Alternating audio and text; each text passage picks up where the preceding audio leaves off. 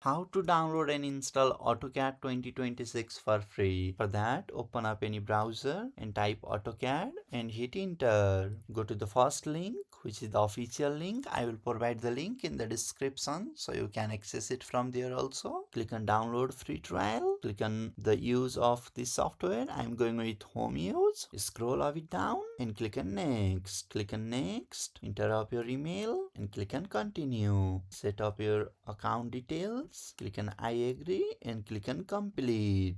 Click on I agree and click on next. Open up the mail. Click on create account and set up a password and click on I agree and click on create account. Click on continue. Once done, click on install. Click on accept. Click on open file. Click on yes. Click on next. Click on install. Click on start.